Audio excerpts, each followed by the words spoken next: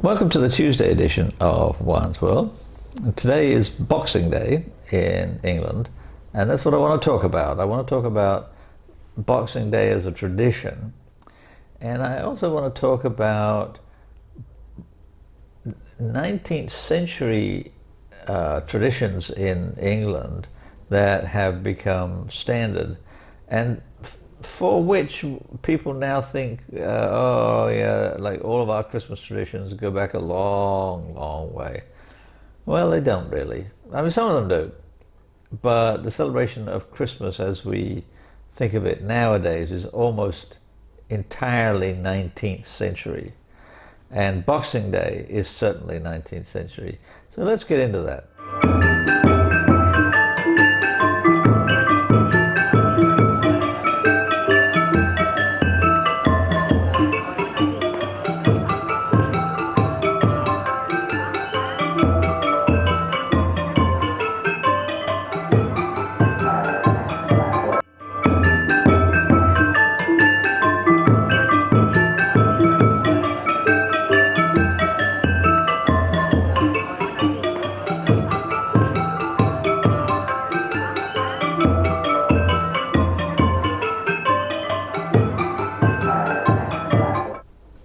Now, I like the fact that in England, for like all of the 20th century certainly, and continuing into the 21st, Christmas doesn't end at midnight on Christmas.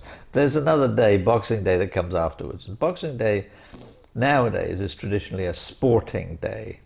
Like Christmas Day, people spend the day at home with families and um, eating a lot of food, drinking, and all of that kind of thing. And then Boxing Day is a day when people go out. Now, in the old days, I'm not sure how things are now, but in the old days, fox hunting was a very important part of Boxing Day. There were a lot of fox hunting meets on all over the country, including in Cumbria, which I happen to know fairly well because there's a traditional song about a hunter called John Peel, and he was from the Lake District. Peel is a Lake District name. And in the Lake District, they hunt foxes with hounds, as they do elsewhere in England. But unlike in the rest of England, in the Lake District, they they hunt the fox on foot, so the fox has a great advantage. Now, fox hunting has always been a curious blood sport of the aristocracy, because you have to have a stable of horses and the hounds and all of these things that you'd consider to be like luxury items, I guess. And it's a very curious sport because the English have a real affection for animals. The Royal Society for the Prevention of Cruelty to Animals, the RSPCA, founded in England to stop people abusing their animals, their horses, their dogs, their various domestic animals. And there are very, very severe penalties for abusing animals in England. In fact, for a long time, you could get into a lot worse trouble for like beating a horse than beating a child. And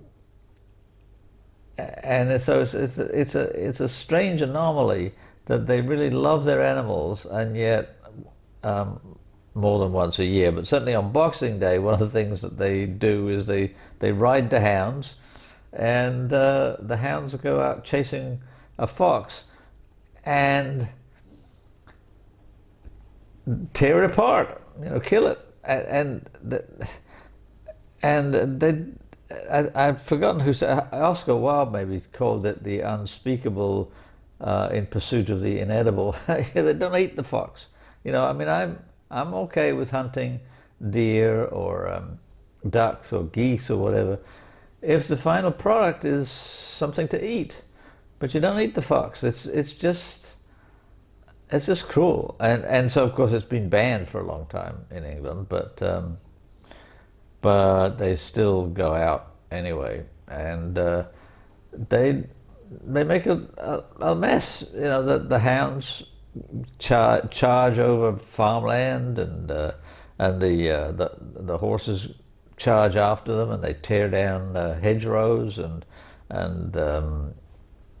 get into all kinds of trouble in farmlands where they really shouldn't be. I mean, the farmland's private land, but the aristocrats, they figure, okay, well, you know, I'm in charge, I can go anywhere. At one time they could go anywhere because the land was theirs, but now it's not, and yet they still go charging around all over the place and causing a lot of damage. So that's one part of it, but there are football matches across the country, and various other sports that people do. They may, if they're in the Highlands, they might go skiing. I used to go sledding a lot, or tobogganing, or whatever you want to call it. That was great fun. But also on Boxing Day, as I mentioned in my last video, I used to have a big dinner. On Christmas Day, I had a very small dinner for just my family, my wife, my son, and myself. And then on Boxing Day, my sister would come over with her son, and she'd usually bring at least one person as well. And then I'd invite my neighbors, and yeah, whoever. I mean, very, very early on, my wife and I called it the Feast of Lost Souls and Wandering Jews. just you know, like anyone could come. It was free for all. And in Victorian England, Boxing Day was a day off for the servants in the house, because they had to work on Christmas Day, because the aristocrats all wanted their Christmas dinner, and they were useless at cooking. They had cooks and maids and butlers and so forth to do all the cooking and serving. Then the next day was a day off, and they got what was called a Christmas box. The Christmas box was essentially a gift, and these days a Christmas box is money for people like the person who delivers your paper, or the mailman, what have you. You give them an envelope with a certain amount of money in it.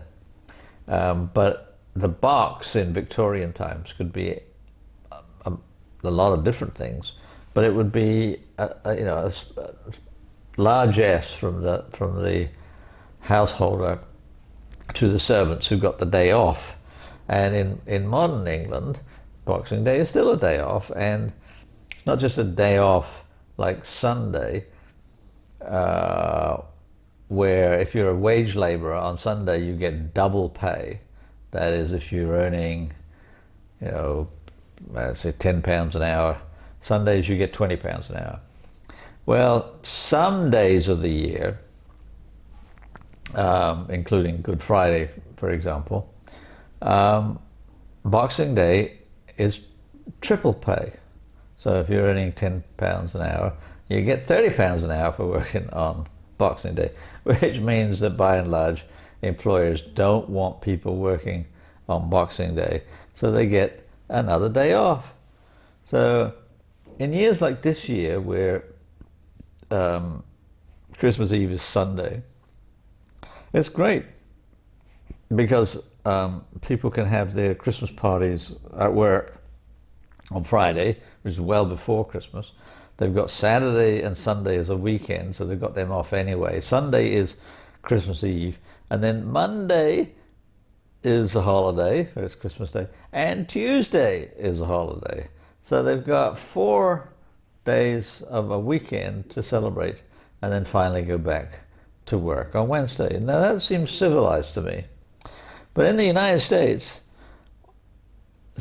the day after Christmas, they're back to work, as if nothing had happened, and that just seems so barbaric to me. To have one day blowout and then back to work, as if you don't have a hangover or feel too stuffed or whatever. You've got to just go back, and it's night and day. It's like the last day of work. That's in this case. This year will be Friday, so you go to work on Friday, but nobody's working. They're all drinking and eating and partying and having a good time and going off for their holiday. All fine. Monday they have their Christmas dinner, and then bang, Tuesday back to work, and it's as if Christmas hadn't happened. It's just like it's just in the past. Whereas in England, there's a progression. It's not a huge progression, but it's at least a little progression. Like you've got Christmas Eve where you do all of your partying and stuff, and Christmas Day when you with your family, and then Boxing Day, you're out and about. Some people go out for a walk. That's what I'm going to do later in the day. Or you could, go to a sporting event or play a sport or whatever. But it just keeps that festivity alive a little bit longer. And then the day after Boxing Day, you can go back to work. But you know that you've only got a few days before New Year's Eve is coming up, and New Year's Day, to recover from New Year's Eve.